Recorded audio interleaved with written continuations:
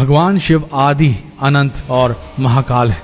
इस संपूर्ण ब्रह्मांड में कोई भी ऐसा व्यक्ति नहीं जो भगवान शिव के बारे में न जानता हो। यूं तो बहुत से लोगों ने दावा किया है कि उन्होंने भगवान शिव को देखा है, लेकिन बहुत से ऐसे लोग भी हैं जो भगवान शिव को नहीं देख पाते हैं, तो ऐसे में वो शिवलिंग की पूजा करते हैं। आखिर दोस्तों, शिवलिंग क्या है? शिवलिंग का वास्तविक अर्थ क्या है? आखिर शिवलिंग क्या प्रस्तुत करता है और क्या दर्शाता है? इस खास वीडियो में हम इस रहस्य से पर्दा उठाने जा रहे हैं कि आखिर भगवान शिव के प्रतीक के रूप में पूजा जाने वाला शिवलिंग क्या दर्शाता है। तो इस वीडियो को अंत तक जरूर देखिएगा। बहुत से लोगों ने शिवलिंग का गलत अर्थ बताकर लोगों को भ्रमित कर रखा है, लेकिन सबसे ज्यादा आश्चर्य वाली बात यह है कि इसमें विदेशी लोगों के साथ साथ कुछ अपने देश के लोग भी शामिल हैं। इन लोगों ने शिवलिंग का इतना गंदा मतलब निकाल रखा है कि हम उनको बताना भी महादेव का अपमान समझते हैं, लेकिन अब और नहीं। आज के बाद आपको शिवलिंग का वास्तविक अर्थ और उसका मतलब पता लग जाएगा। इस वीडियो में बने रहिएगा।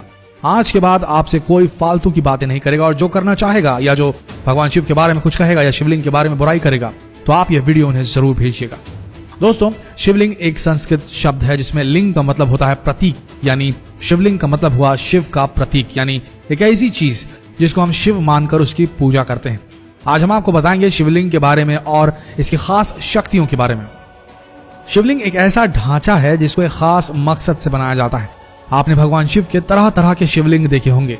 ये सभी शिवलिंग मनुष्य के द्वारा बनाए गए हैं। कहीं कहीं अपनी भक्ति दिखाने के लिए जैसा मन में आया वैसा शिवलिंग बना दिया गया, और कुछ कुछ शिवलिंग तो ऐसे हैं जो प्राकृतिक रूप से बने हुए हैं। लेकिन हम जब 12 ज्योतिर्लिंगों को देखते हैं तो उन सब की शेप अलग है, यानी कि उनका आकार अलग है, क्योंकि अलग अलग मकसद के लिए अलग अलग शिवलिंग बनाए गए।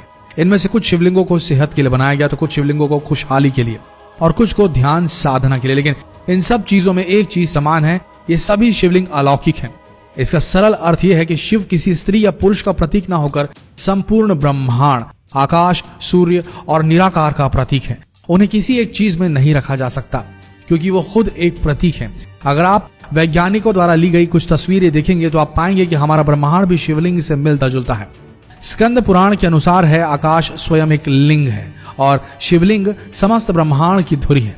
शिवलिंग अनंत है, इसकी ना कोई शुरुआत है और ना ही कोई अंत। इसलिए शिवलिंग का एक अर्थ अंत भी होता है। बहुत से शिवलिंगों को प्राचीन ज्ञान और शास्त्रों में दिए गए निर्देशों से बनाया गया है। जैसे कि हमने आपको बताया, शिवलिंग का अर्थ अंत भी होता है। और आप तो जानते ही हैं, स्वयं भगवान शिव जिन्हें विनाशक, द डिस्ट्रॉयर भी कहा जाता है, जो इस ब्रह्मांड और सृष्टि की शुरुआत भी हैं और अंत भी हैं। दोस्तों, इस ब्रह्मांड में दो ही चीजें हैं जो असल में वास्तविक है। एक एनर्जी, जिसे ऑरा भी कहा जा सकता है, और दूसरा पदार्थ। मानव शरीर पदार्थ से निर्मित है और आत्मा ऊर्जा यानी एनर्जी है। इसी प्रकार शिव पदार्थ हैं और उनकी शक्तियां ऊर्जा है, और दोनों मिलकर शिवलिंग बनाते हैं। वास्तव में शिवलिंग हमारे ब्रह्मांड की आकृति है। शिवलिंग भगवान शिव और माता पार्वती का आदि अनादि रूप है, और पुरुष और प्रकृति की समानता का प्रतीक भी है। अर्थात प्रकृति में स्त्री और पुरुष दोनों का समान रूप से वर्चस्व है। किसी मूर्ख को आसान भाषा में समझाने के लिए आप ये बता सकते हैं कि शिवलिंग शिव का प्रतीक है, ना ही लिंग का। शिवलिंग से जुड़ी एक कहानी भी आपसे साझा करना चाहेंगे। ये सब तो आप जानते ही हैं कि ब्रह्मा सृष्टि के रचयिता है और विष्णु पालनहार, और सृष्टि को संतुलित करने के लिए भगवान शिव हैं। ऐसे ही एक बार भगवान ब्रह्मा और विष्णु के बीच लड़ाई हो गई कि आखिर में हम दोनों में से कौन बड़ा है, किसकी शक्तियां सबसे बड़ी हैं। दोनों आपस में बहस करने लगे। इतनी देर में एक आकाशवाणी हुई जिसमें कहा गया, एक खास काला पत्थर है जिसकी ऊंचाई या गहराई का अगर किसी ने भी अंदाजा लगाया तो सबसे बड़ा हो जाएगा। ऐसे में भगवान ब्रह्मा ने जैसे ही सुना, वो तुरंत उसकी तरफ रुख करने लगे ताकि उसका अंतिम छोर ढूंढ सके। वहीं भगवान विष्णु उनकी जड़ की तरफ बढ़े, क्योंकि उन्हें पता था कि किसी पौधे की भांति इस शिवलिंग का कोई ना कोई जड़ जरूर होगा। वह दोनों लगातार उस काले पत्थर की जड़ और अंतिम सीमा को ढूंढने के लिए बढ़ते ही रहे।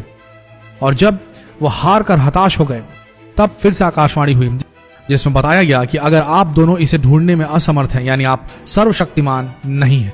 और उसी समय प्रकट हुए भगवान शिव, जो उस काले पत्थर के रूप में उनके सामने थे। यूं तो उन्हें काला पत्थर कहना बहुत गलत है, लेकिन आजकल के वास्तविक जीवन में हर कोई यही कहता है।